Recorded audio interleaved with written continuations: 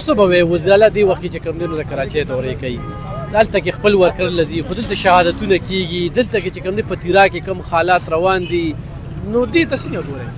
بسم الله الرحمن الرحیم دا خو جی زمونږ دپاره د افسوس خبره دا ده چې زمونږ په خپله خوره باندې دې وخت کې اور بل دی او زمونږ د صوبې چې کوم مثال خبره حکمران دی هغه دا دلته کې دا خلک داسې پرېږدي او کراچۍ ته چې کوم دی نه د دې نه مخکې لاهور ته دوره د اوس دې نه پس چې کوم دی په کراچۍ په دوره باندې او نن بیا د کراچۍ په دوره دی او لکه مثال خبره په دغه کې نو لکه دا خو هغه خلک کوي چې لکه مثال خبره زما په کور باندې په خپله باندې ماتم وي نو که بل کره مثال خبره واده وي او کوکویدن وي نو زه خو هلته کې نشم دی زما خپل زه به خپل کور غم سنبالم دې کې خو دا د دې خورې خلک نه دي نه د خورې سره دوی څه دلچسپي شته دی ګینې په کار دا چې د تیرا په خلکو باندې دا کم نن سبا کم بد حال روان دی ما ته د صوبې واکمنان یو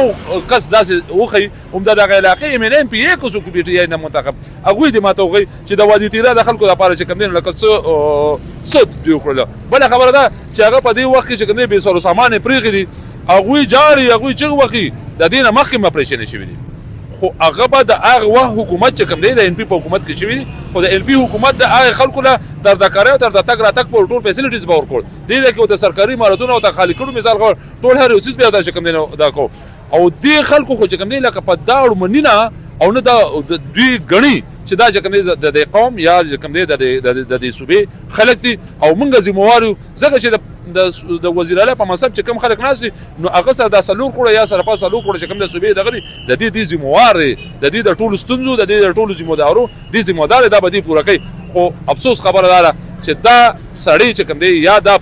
پارټي دا د دې خورې خلکو سره د سره مخلص نه دي بل احتجاجونه آیا حل دی بس احتجاجونو چې په 8 فروری باندې بیا احتجاج ورکړی نو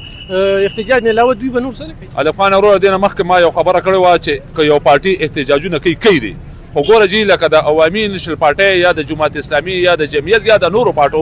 د دې چې کوم دی لکه خپل تنظیمونه وي نو تنظیم د احتجاج کوي خو حکومتي خلک خو چې کوم دی صوبه سنبالي لکه دې خو مسله داسې دغه کړې ده چې لکه د صوبې ټول خلک چې کوم دی هغه په احتجاجونو باندې صوبه دې وخت کوم دغه شانتې پرته ده زما د په خدای قسمي چې که ته ماته یو سړی چې په قرآن لاس کې زه په قرآن لاس کېږدم چې په دې وخت کې ستا په پښتونخوا کې یوه داسې اداره نشته دی چې هغه دې وخت کې چې کوم دی نو لکه مطلب دا چې خپل حالاتو کې ټیک روانه هره اداره چې کوم دی دې وخت کې په بد حال باندې روانه هره اداره دې وخت کې چې کوم دی نو خرابه روانه ده خو د صوبې واکمنان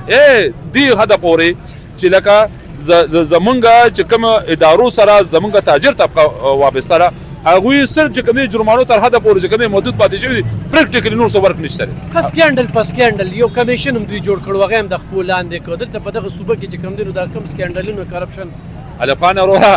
دا د سهیل افریدي کنکپ غل نواله تر د لاندې پورې دا ټول غلي دي او که یو سړی وایي چې زه دروغ وایم نو هغه دې راشي هغه دې 3 کړنې طلاق وکړي هغه دې قرآن وخوري چې دروغ وایم دا ټول غلي دي که دا غله نو د وفاق قبول یو څیز جاری کړی دی چې یاره لکه مثال خبره چې دوی بار بار وایي چې موږ د صوبې پیسې او د صوبې پیسې که نه د هغوی ورته وایي چې تا 8400 روپۍ موږ په 13 کاله کې دې صوبې له ورکړی دی 8400 روپۍ د وفاق نه صوبې ته میلاویږي په صوبه کې هغه پیسې کم خوا لاړې دي بیا د صوبې قرضونه کم خط ته لاړل خو دې وخت کې د پلي حکیم غونډه کې سړی چې کوم دی د قصابۍ په تخت باندې به یې لري حکومي قرضول هغه منصب د 200 روپو مالک دی